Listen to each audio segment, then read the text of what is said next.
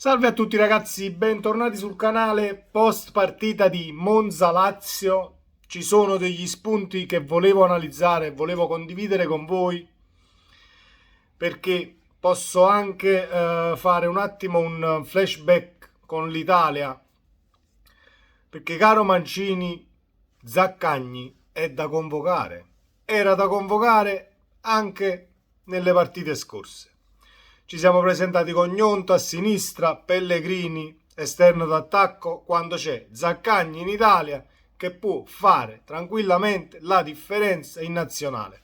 Basterebbe avere solo un po' di coraggio in più nelle convocazioni. Detto questo, Monza-Lazio ragazzi, partita piacevole da vedere. Il Monza lo si sapeva che ti veniva ad affrontare a viso aperto, senza coprirsi, senza snaturarsi per poter far sì almeno di portare un punto a casa. Sapevamo anche che quando ti apri e quando giochi aperto la Lazio, o meglio il gioco di Sarri, ci va a nozze perché con le squadre che ti affrontano a viso aperto è molto più semplice giocare palla a terra anziché dover trovare gli spazi contro squadre chiuse. Partita che è stata piacevolissima secondo me, almeno dal mio punto di vista. Il primo gol della Lazio è merito sicuramente di un calciatore d'esperienza come Pedro.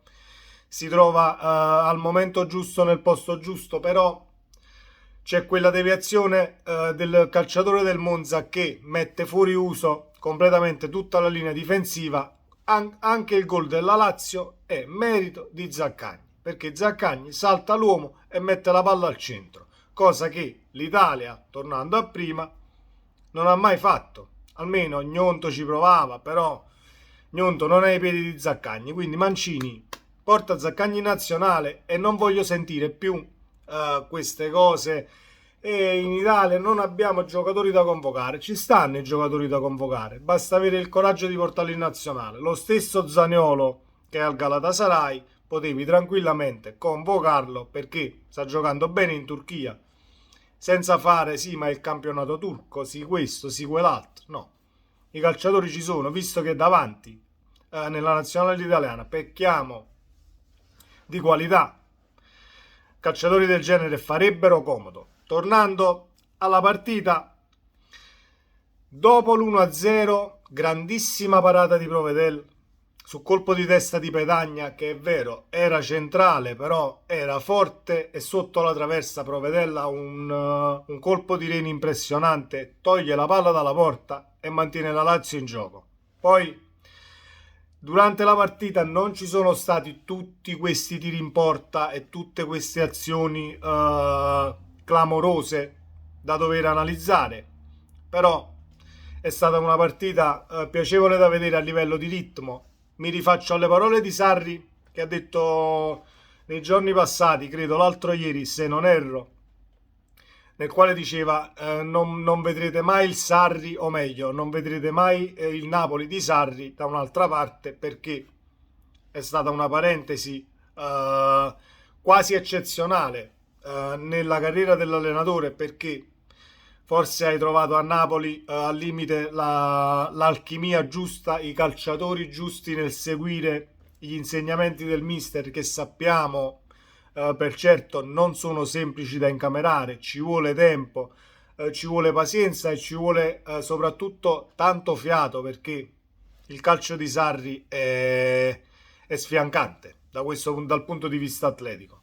Detto questo, ci pensa il sergente a chiudere la partita, Milinkovic-Savic con un calcio di punizione magistrale. Non possiamo dire che è all'incrocio perché non va proprio all'incrocio, ma quasi. Palla che non puoi mai prendere. È una punizione tirata in maniera perfetta che chiude la partita. Poi il Monza ovviamente ha continuato a giocare come ha fatto per tutta la partita, non è riuscito a segnare almeno il gol della bandiera, come si dice, però è stata una partita completamente piacevole da vedere, almeno dal mio punto di vista, ragazzi. Ditemi il vostro, fatemi sapere nei commenti se la partita vi è piaciuta o vi aspettavate qualcosa di diverso.